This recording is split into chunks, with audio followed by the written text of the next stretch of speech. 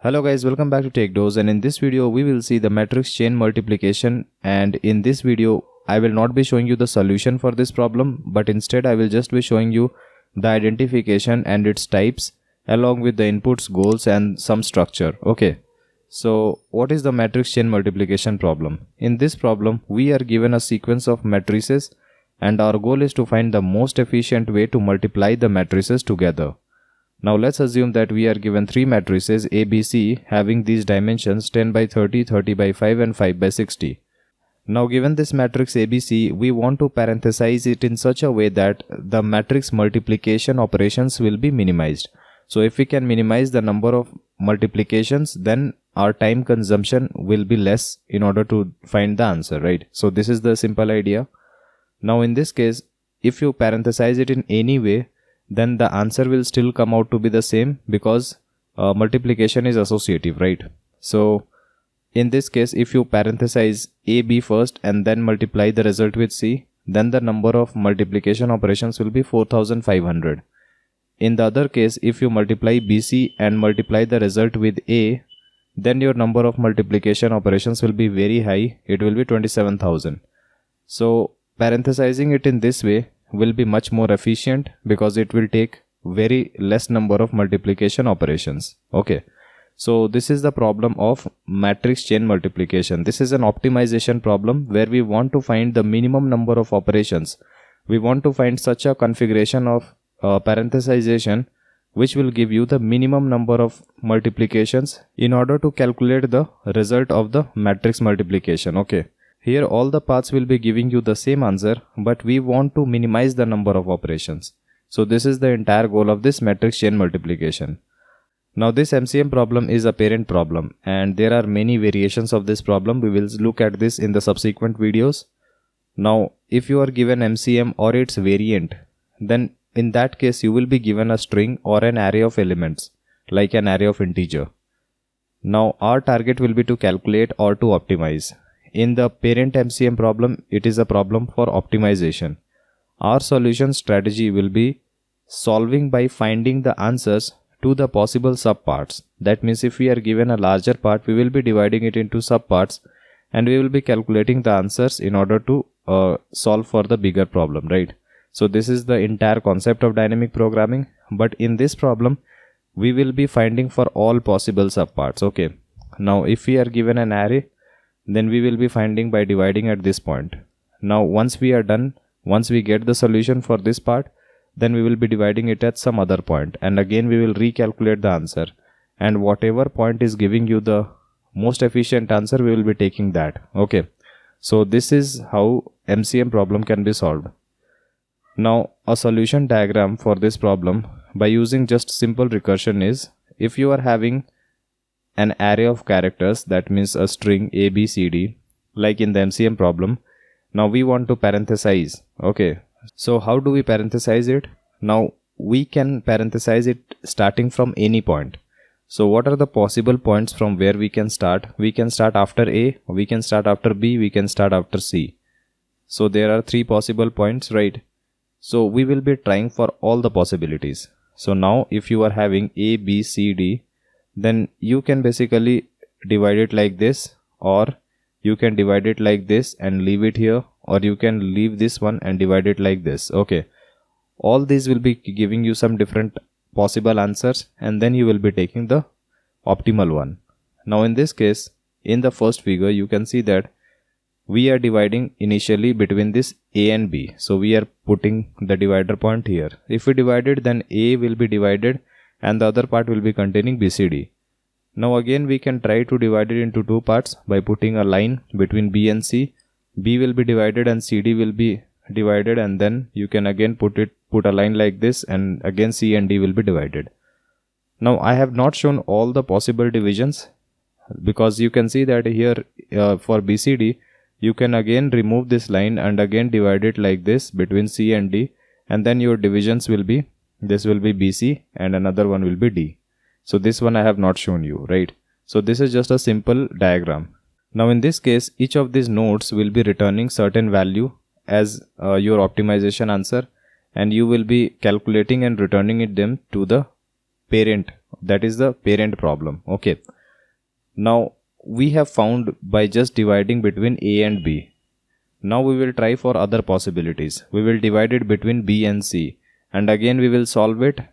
Each of these nodes will be returning certain values, and then we will take these values and find out the optimal answer by comparing with the previous optimal answers as well. Now once we are done by dividing between BC, we will be doing by dividing between C and D, right? So again we will be repeating the entire process, and whatever comes out as the most optimal answer, we will be returning as our final answer. Okay, so in this problem you can see that once we are given an array, then we are finding out at what possible points we can divide. So there will be certain left limit as well as there will be certain right limit. Okay, so this is the left limit and this is the right limit, and now we are dividing in between these two limits so as to form different possible configurations, and we will be optimizing our solution. So this is the idea for MCM. Now the observations are, here the left limit will be index 0 and right limit will be n-1, since we are counting in a 0 indexed format. So these will be our bounds. Now we need to divide the array or string from all possible points between the limit, which depends on your problem. Okay, so in this problem, in the parent MCM problem, we were dividing from index 1 and we were going to index n-1. Okay, so this is basically, let's say this A, B, C, D is given. This is index 0, 1, 2 and 3. So you can assume that we are dividing from this index 0. Dividing at index 0 means putting a division line at the right hand side. Dividing at 1 or 2. So basically we are doing from 0 to n-1 divisions. Okay, so you can say 0 to n-2 because this is n-1. So if you are having 4 elements, we were making 3 division points. This is the parent problem. So it all depends on your problem where you are putting the division line. You might be required to put the division line skipping some values. Okay, so it all depends on problem. We can use loop to try division on all points. So in this problem, basically we can use a for loop in order to traverse for all these possible points. We can start from 0 and go till n-2, and we will try for all possible points. So we can use a loop to try division on all points, and we need to solve each subproblem recursively. Okay, so this diagram is also the recursive representation. While calculating, we will apply the function required to get our answer. Example, we can maximize something or minimize something, or some other function may be applied. So as I said here, like each node will be returning certain value. Now once we are at a given node, given internal node, then we will either maximize, that is maximum of result returned from A, result returned from B. You can again return it to the parent, to the calling problem, right? So in that way you can solve it recursively. So these are the simple observations for this problem. Now how to divide? Actually, let's assume that if you are given an array, let's assume you are given left index as 0, right index as 7. Now if you are dividing at index 3, then we will be putting this division line on the right hand side of index 3, and again you will be forming two subparts. Now the revised left and right pointers will change. So for this left part, left pointer will be 0, right pointer will be at 3. For this right sub array, left pointer will be at 4 and right pointer will be at 7. Okay, so we are dividing at index equals to 3. Now if this line is given where you are having left pointer, you are having right pointer, and you are dividing at certain point I, then on the left hand side the values will go from L to I, and on the right hand side the values will go from I plus 1th index to rth index. Okay, so this is the simple idea for division. Now once you get the division idea, then we can easily understand what will be the code format. Now in a given MCM and its variant, this will be the common format. Now in this format you will be given an array, and we will be passing the left index as well as the right index, and this is the number of elements in the array. Now the first thing which we will be checking is, we will be checking for the bounds. We should not go out of bounds. So what is bound here? Bound was 0 to n-1, since we are having n elements. Okay, if we go out of bounds we can return something. Let's assume that we will return -1 in this case, because all our return values will be positive. We are just assuming it. It depends on our problem. Now once we are in bounds, then we will do certain calculations, right? So for storing the result of the calculations, we will be taking the answer variable, which will be initialized to 0. So let's assume that 0 is the minimum possible answer and we want to maximize this answer, right? Now if we are having elements, let's say from L to R, then we can basically divide it at any point I. And what will be that point? We will be iterating from this point L to this point R, that is less than this R. So we will be trying for all these points.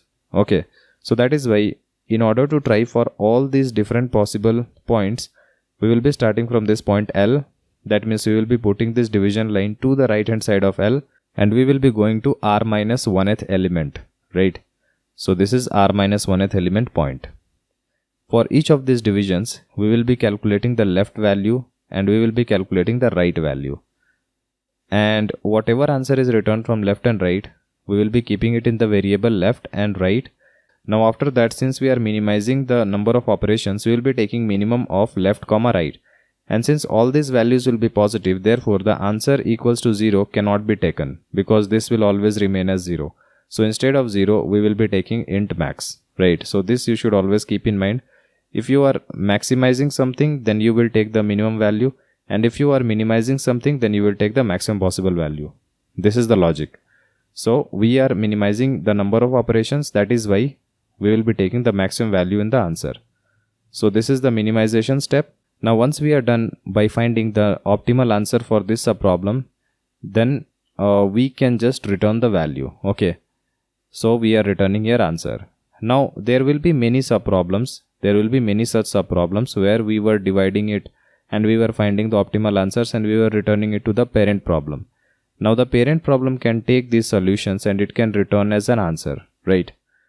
So you can see that we took a larger problem and we divided it into smaller chunks and we solved these chunks in order to get the solution to the larger problem, right? So this is a typical dynamic programming problem and this is a very important problem. So in this video, I was just giving you an idea about the matrix chain multiplication and how the inputs will be coming and how these divisions are actually happening. So from the next video, I will be starting with the recursive approach for this matrix chain multiplication problem. So stay tuned for that. If you like our work, then support us on Patreon. The link for that will be in the description below. If you have any problem, then do comment below and I'll try to help us as soon as possible. Like and share our video and subscribe to our channel in order to watch more of these programming videos. See you in our next video. Thank you.